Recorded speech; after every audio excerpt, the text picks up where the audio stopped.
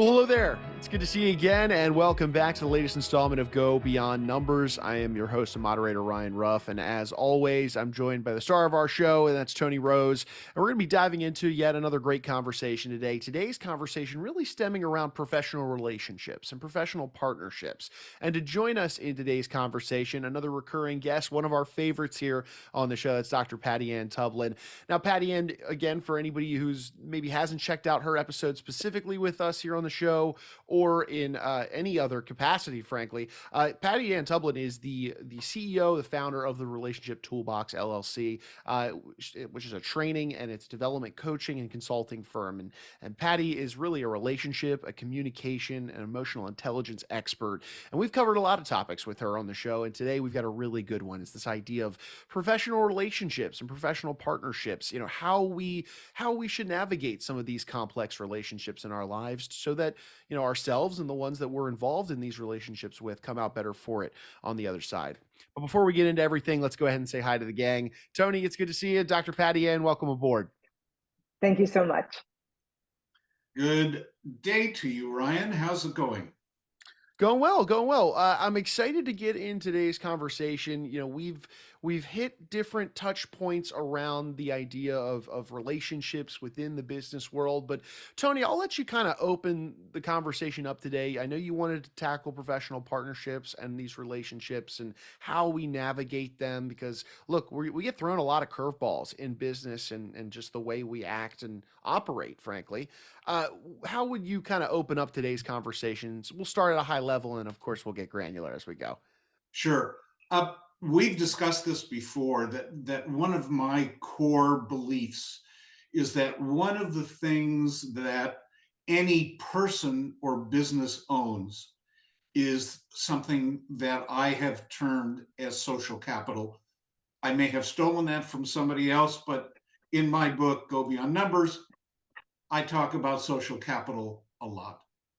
Our business has engaged Ann in the past to help us with our social capital, and in particular with navigating through what I think is sometimes very dangerous waters of our relationships in business, which is not just business. I think it's personal too. And so I'm very intrigued with these concepts. And since I've been in a partnership my whole business life, Mm-hmm.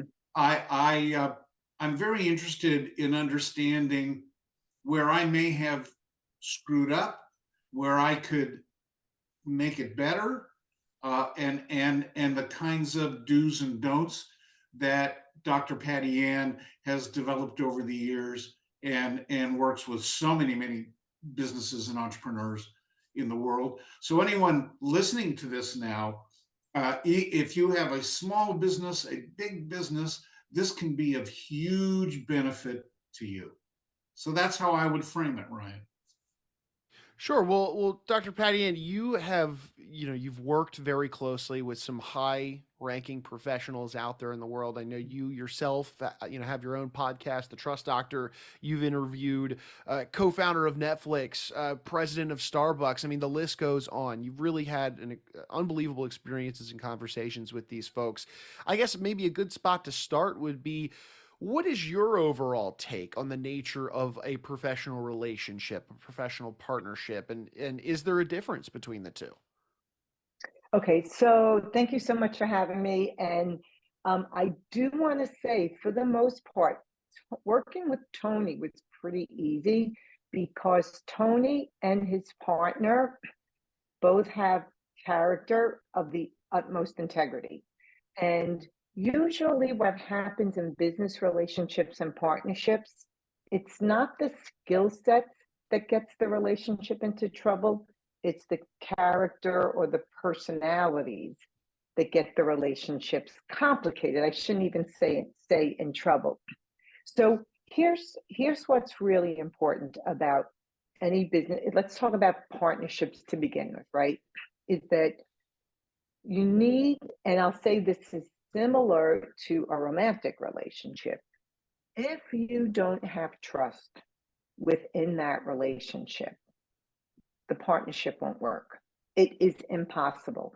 In business, it won't work because you won't have effective communication. The decision-making process will be slowed down. And in many times in business, if you don't seize the opportunity at the moment, the opportunity is gone. Many times you're not aligned in your goals and your values. So right away, if there's not, and I actually talk about this in a book I'm writing now. If everyone knows the company Apple, right? But everybody doesn't know the story that at one point, Steve Jobs and Steve Wozniak, his best friend, started Apple together, I think in Jobs' garage, or so the story goes. And they created one of the most iconic brands in the history of the world. At one point, the relationship between Steve Jobs and Steve Wozniak soured, and the trust between them became shattered and irreparable. And what happened? Steve Wozniak left the company, and Steve Jobs got thrown out of the company that he started, which at the time was unheard of. And the Apple stock went on a downward spiral. That is how detrimental to your company the lack of trust in your business relationships, specifically, especially your partners, are. Wow, that's really that is so true. And of course, the rest of that story is that Steve Jobs Came back, right? Because and the what Pepsi happened CEO messed it up. and They what brought in happened the CEO from Pepsi. and he came back, and what happened to Apple? The rest is history. It came Skyrocketed, right right? back up. Right. But the good news there, for as mercurial as Steve Jobs was, he had a lot of personal stuff going on. Who doesn't? But he did learn from that experience, right? He didn't just come back unchanged. He came back older and wiser. I don't think anybody ever said he was a chillax kind of guy or a chillax boss, but he no longer allowed any business relationship jeopardize the business to the extent that he did before with his best friend. Sure. No, it's really interesting to hear you talk about how crucial and vitally important trust is. Tony, I'll throw it over to you. What's your take on the importance of trust and your experiences with how crucial trust really is, with not only within your business partnership, but just even I just think the yeah. I think we're living that right now. I think every business is living that right now.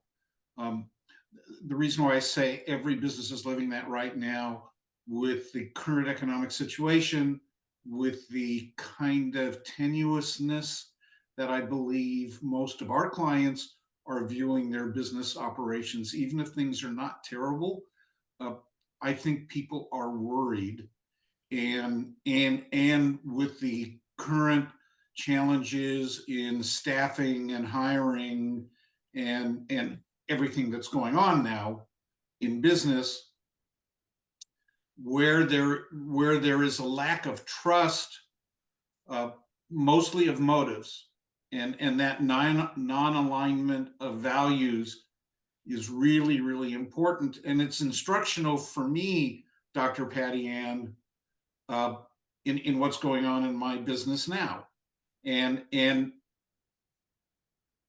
so I have a real central question. When you sense there may be that disalignment, Mhm.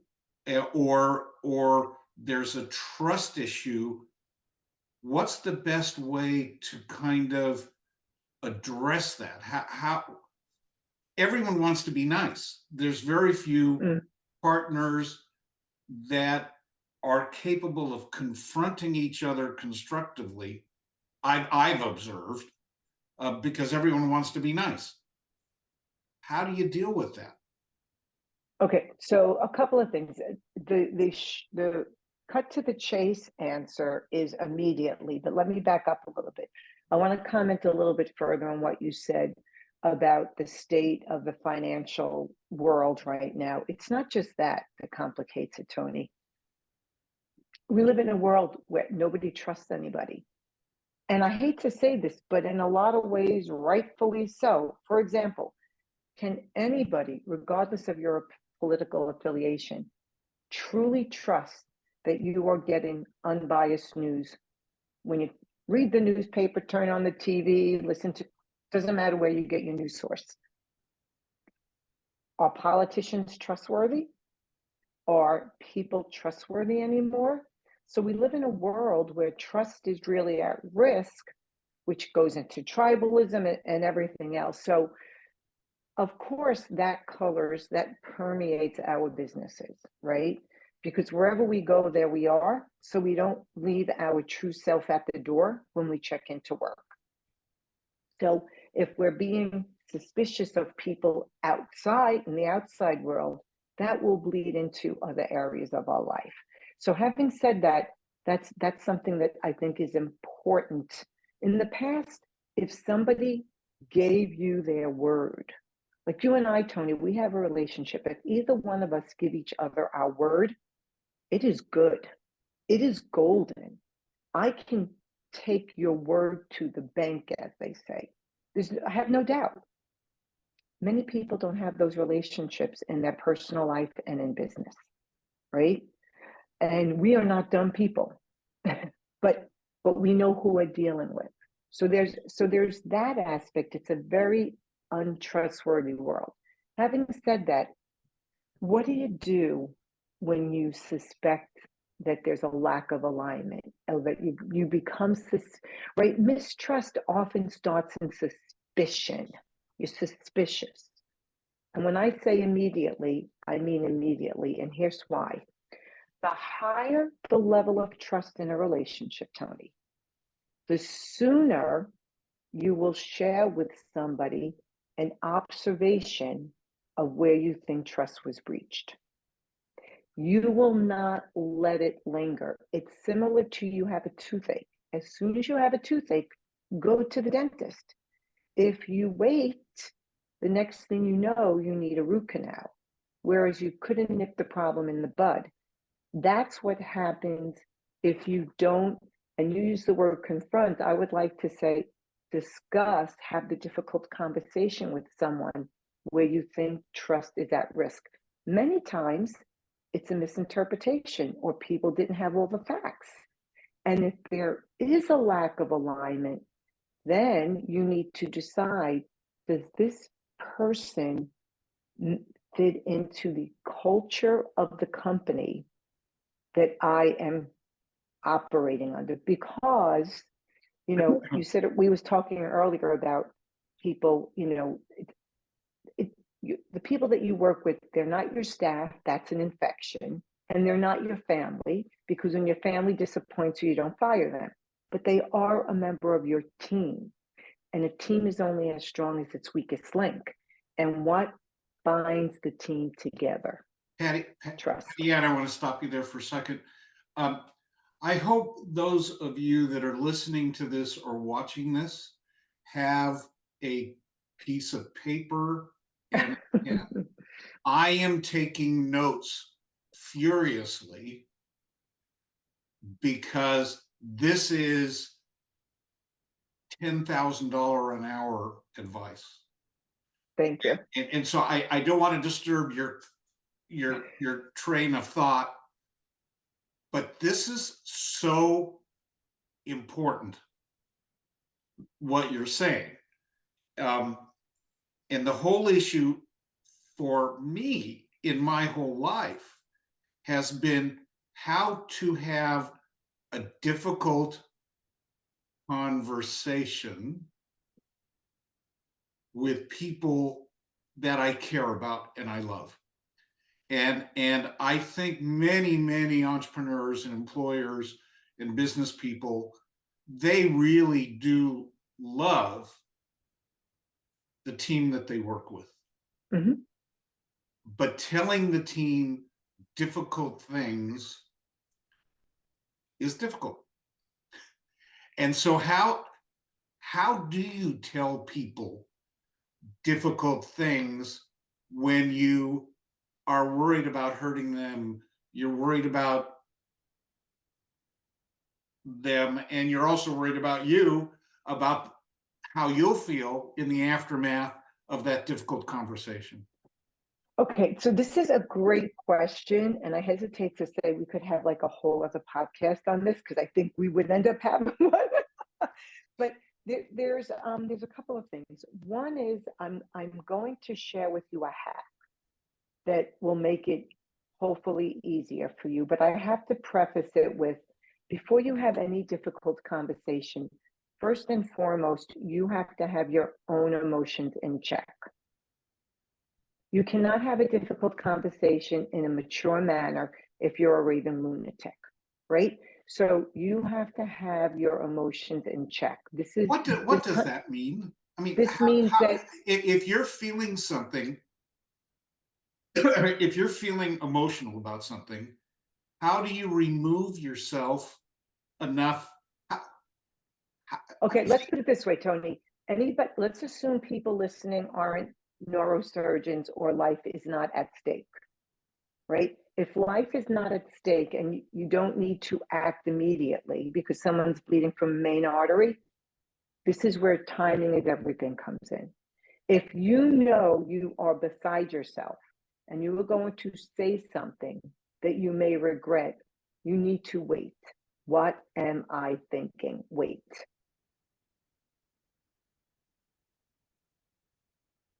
doesn't Most things don't need. when you confront that, so you wait. I know what Not happens. long, not long. You can even go to the bathroom and then come back and you're good to go. So you know what happens to me though is that, okay, so I get a little bit of distance from it. Mm-hmm. Happened to me yesterday. Right. You It's get a little actually a distance. 6-second pause. You get a little distance from it, and then you come back, and I Mm-hmm. find my emotions come back again. So you haven't had enough time then to regroup.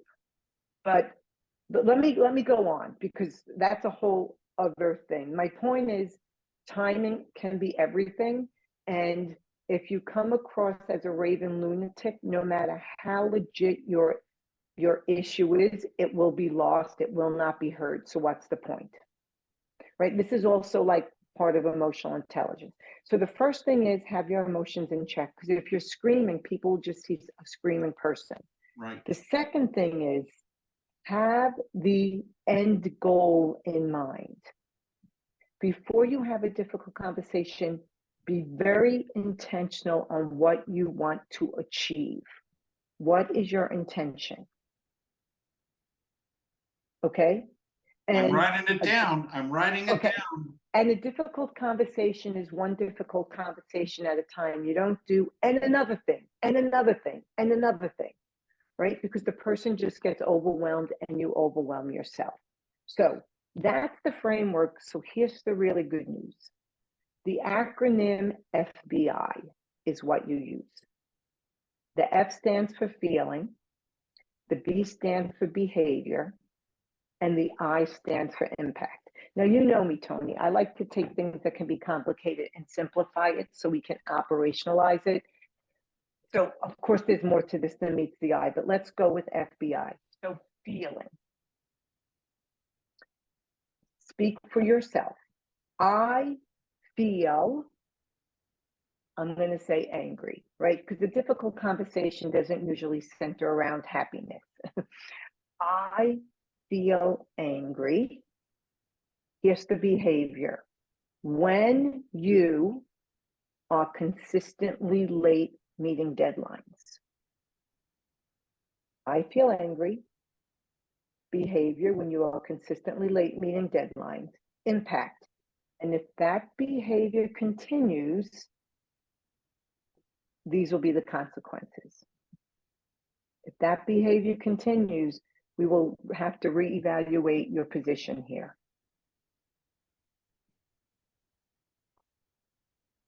Now, in the past, people have told me, oh, I thought you're not supposed to say how you feel. Nonsense. Nonsense. You're the boss. Your feelings count. I love that. Speak for yourself, how I feel. Mm-hmm. When you behave a certain Clear. way, Right. and if it continues, you can't be here, or if it continues, you're not going to get your bonus, or if it continues, I'm going to have to move your cubicle to a Right. closet, or if it continues, I will not let you ever buy groceries again, and then you will die. Exactly. Well, just don't drink water. It takes 3 days to die from dehydration. I think. Wow, wow. It's quicker. Wow. Wow. Is this in your Make book? it simple. Is this in your book? I don't know. Well, it might be I don't know. coming up. I think it. I don't. Yeah. I don't think I put it in my book. I'm glad I'm proofreading it. Well, Yeah, this I is think I might be putting unbelievable. in my course. I think, Dr. Patty Ann, you should do a 10-minute talk on it. I guess I should. A 10-minute talk for everybody is a process in the mastermind that Dr. Patty Ann and I are in, called Genius Network, where members get up and talk about things that they're thinking about, or things that they know that they think would be good for people to share in the group, and they call them 10-minute talks. And the idea is to get a hell of a lot of information out in 10 minutes. Well, So I think the concept is along. I modernized Mark Twain's quote. If I had more time, I would have written a shorter email. yeah. So, right. Yeah. Anyway, So wow. Okay. So, but you see how it's very specific, right? It's not, I was told by other people, right? It's other people are upset with you. I am upset when I hear blah, blah, blah, but it's still about you. okay. So when you're developing, so I have the two big things: get your emotion in check, Mm-hmm. and then have an intention. Right. And that doesn't mean you're dead. You can still be feeling, but you have to be able to manage it. And then act. Right. Using FBI.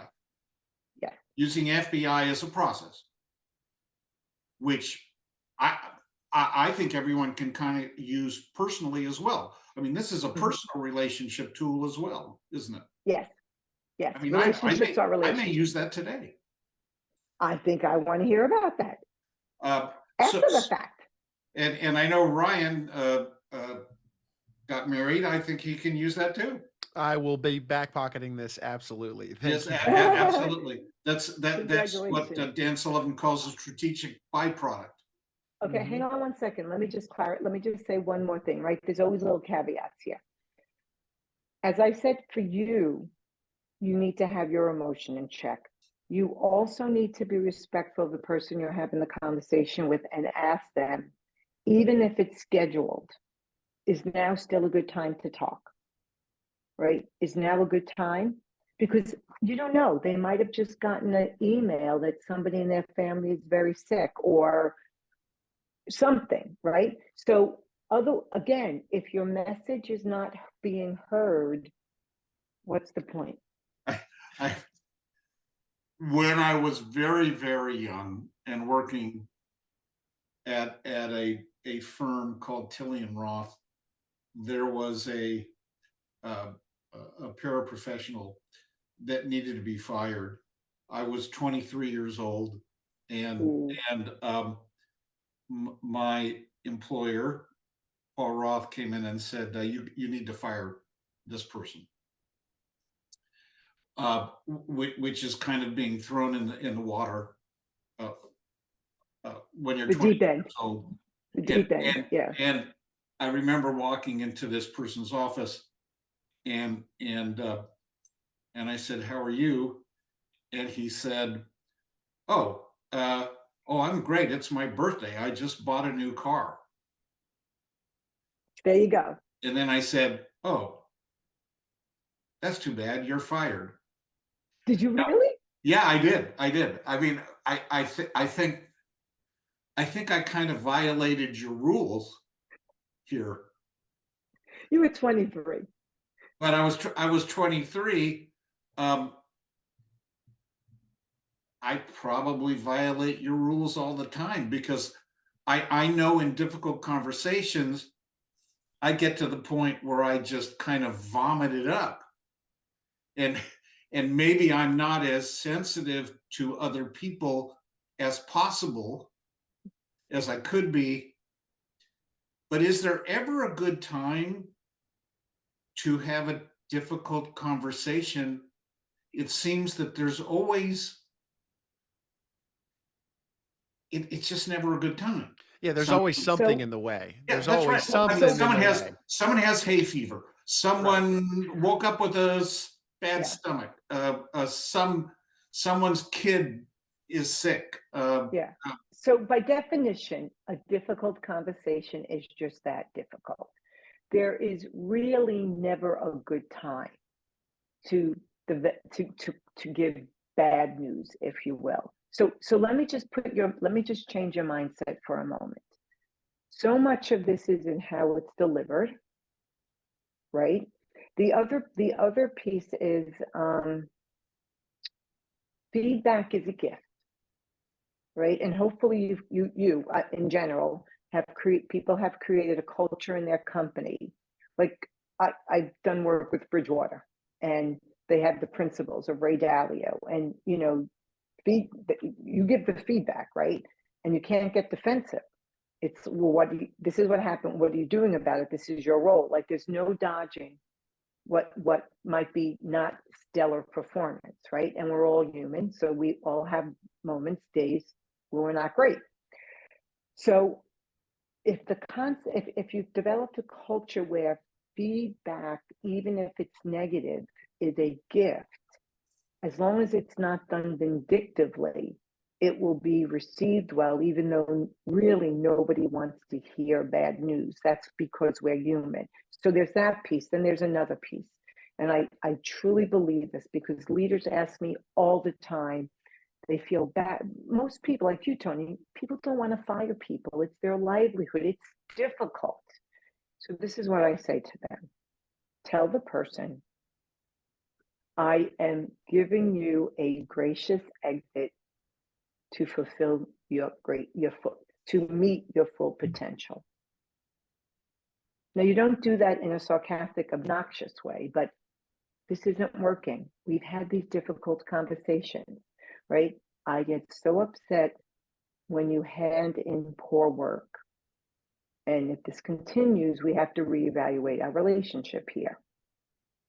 You know, Robert, we've had this conversation before. There's nothing else I can do. I've offered you resources. Therefore, I need to give you a gracious exit so you can find your full potential. And many I times really people are love that. relieved, as long as it's not done obnoxiously, because it's true. It's true. When someone's not a good fit, you're trying to fit a round peg into a square hole. They know it, you know what leaders almost all, I'm sure there's exceptions, but I can't recall any. When people let people go, their only regret is that they didn't do it sooner. And what happens is, you're allowing, when people are not performing well, most people around them already know it. They are relieved. They're like, oh, incompetency or laziness or bad attitude or lack of skill is not tolerated here, because people don't want to work in a place where it is. Now, one thing that is a problem is, or a challenge, is because of manpower issues, the fact that it's hard to find employees. Mhm. Businesses often will ride with employees that are less than maximal because they're afraid of not being able to replace them. Mhm. Is that a smart idea? I think it's less than optimal, and I will literally tell you that there is a company I'm working with right now that I heard that for 6 months. And I finally said, you are tolerating intolerables. I said, and so they finally got rid of 3 people. And guess what? They couldn't believe it. 3 people they found. So it's the mindset, right? What does Dan Sullivan say? Your eyes only see, your ears only hear what it's looking for. So you cannot shackle yourself to external circumstances internally. You can't. That's like saying, I can't do something because somebody told me I can't. Screw that. Someone's going to tell you what you can or can't do? No. You're the master of your fate, captain of your soul. This is really a good session, Dr. Patty Ann. You're welcome. I mean, We there always have is fun. some really actionable stuff that is so helpful. Let me turn now to the nature of partnerships, Mhm. and as opposed to business relationships where you're not necessarily tethered to each other. Mhm. Mhm. Is a business partnership a marriage? There's a lot of similarities, but the differences are significant, right? Um, in a marriage, we'll talk perfect world. It's love, love, unconditional love are the binds that tie you, right? Um, in a business partnership, it might be the business that ties you. You have to trust each other explicitly, but there has to be the business might be more important than the love. But there are so many similarities. Now, here's where it is similar that you'll appreciate. In a marriage, most people today, and I would suggest it, have an exit strategy. We call it a prenup. It's an exit strategy. Business partners, before they agree to be partners, absolutely should have an exit strategy. I cannot tell you the world of hurt that is avoided by having one, whether somebody leaves the company voluntarily or not, whether you're bought out, how profits are dispersed, what the criteria is for that. Many businesses don't have as neatly defined an exit strategy as they ought to. Mm-hmm. That's right. And it impacts their ability to get sold. Of course. As well. Of course. As well. So again, that's looking, where do you want to be, in the future? And then how, what does that look like financially?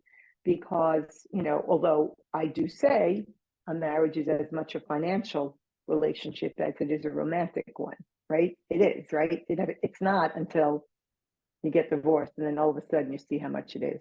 So that gets us back to this end game of intention. Okay. So here's the deal with the business partnership. And I'm thinking about partners that I, in the past, work with. Usually somebody has the initial ideation of the business and they will approach somebody else to become a partner. I'm not saying that it's rare that 2 people come up with the same concept at the same time. There's usually an initiator, right? So let's go with the initiator. It's their intellectual genius, we'll say. And the other partner comes in as a 50-50 partner. Fine. But there must be an alignment between partners on goals, on values, on all of that for the business. And usually it's one person's set of goals and values that the other partner needs to have complete buy-in in word and in deed, meaning, and also operationalize it. Here's what happens. That agreement becomes implicit. excuse me, it's never put down on paper. And the business could be going swimmingly. And then, and we're entrepreneurs, right? So we all have shiny object disease. So 3 years into the business, we think we're aligned. And then one of the partners sees what he thinks is a great idea, but it's not part of the alignment of where you originally were going. And he takes a fork in the road. And then all hell breaks loose. And it's Yes. sometimes not intentional, right? It's not necessarily Machiavellian. Happens nonetheless, impacts the trust. That's where we have to have the difficult conversation. And sometimes partners diverge in their interest, the nature of their interest in the business. And well, by that I'm saying that most entrepreneurs, a lot of entrepreneurs, I think there's maybe two types. There's some entrepreneurs that are actually living their passion. Mm-hmm. And that, like you and I, honestly, yes. Right? And there's some businessmen and women that have really good ideas, and what they want to do is profit from their really good ideas. But it's not necessary. Their passion is to make profits from their good ideas, not the idea itself. I have a client right now that has recently closed a transaction on a really good idea he had in the low 8-figure category, but nice for a young entrepreneur. And I believe that kind of entrepreneur will find another good idea that they can be passionate about promoting, not the idea itself, but the idea of making it profitable. One of the disadvantages of those entrepreneurs that are living their passion is oftentimes they don't pay attention to whether that idea is making them money, because they're living their passion.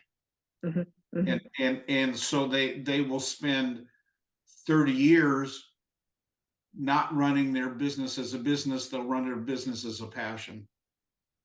Does that make sense? Yes, but no, it doesn't, because a business, to me, by definition, is to make money, right? So you find your passion and find a way to make money from it. Otherwise, it's a hobby. Yeah, and I think that many entrepreneurs take a hobby and run it as a hobby. I don't know how they support themselves, but okay. Well, what happens is that they create a job.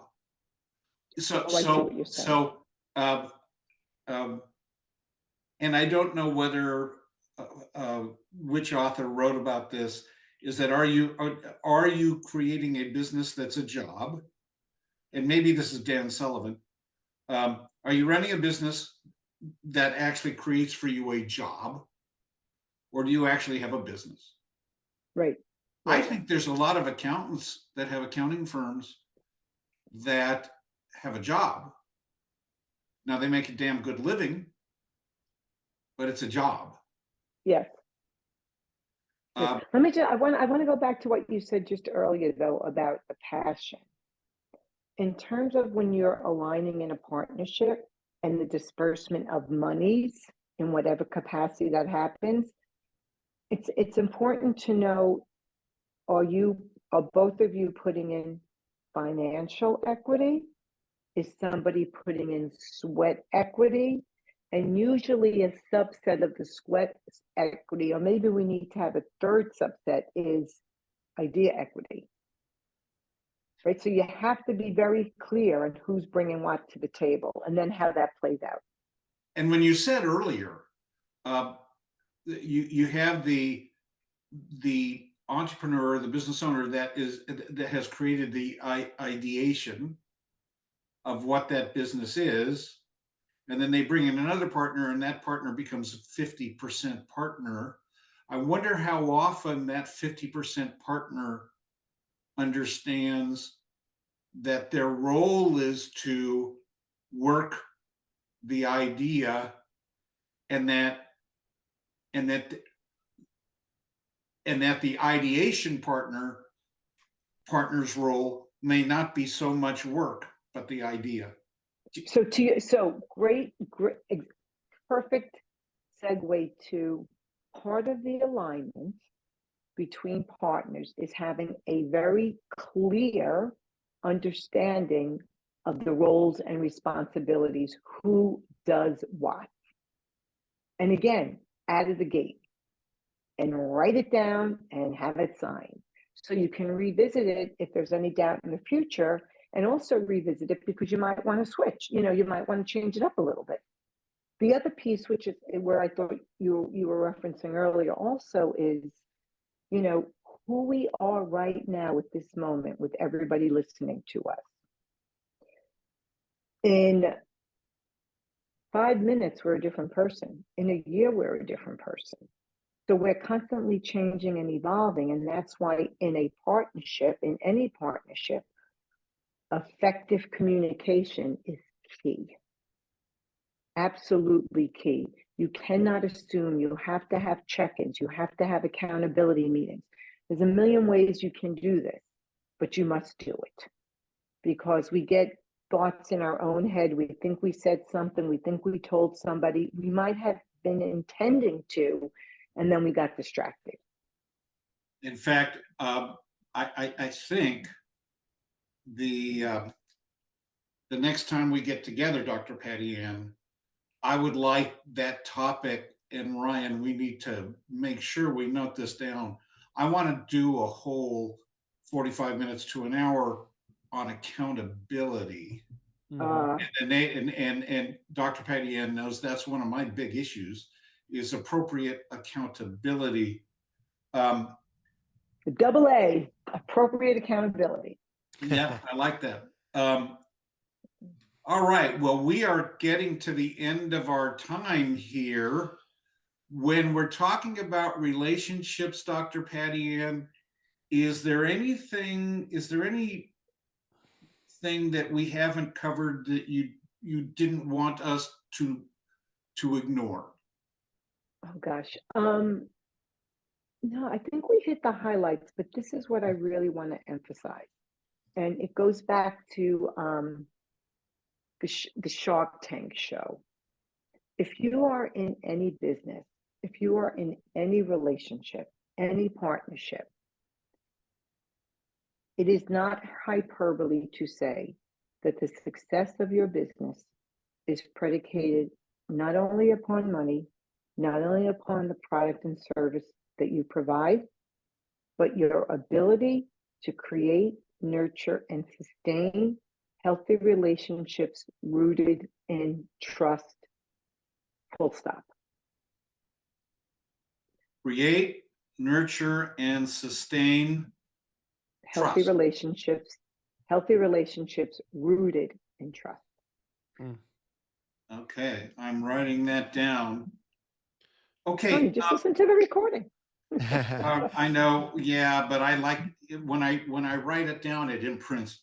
It does. You're right. How do people that might want to get in contact with you, hear more from you, how do they do that, Dr. Patty Ann? So my website is drpattyann.com. You can check me out there. I'm sure there's a contact form. I'm on Twitter. I'm on Facebook. I'm on Instagram. All Dr. Patty Ann. You can find me if you want me. And how many books have you written? 2 books, 1 course. I'm working on my 3rd book and my 2nd course. Yes. And what are the courses about, Dr. Patty Ann?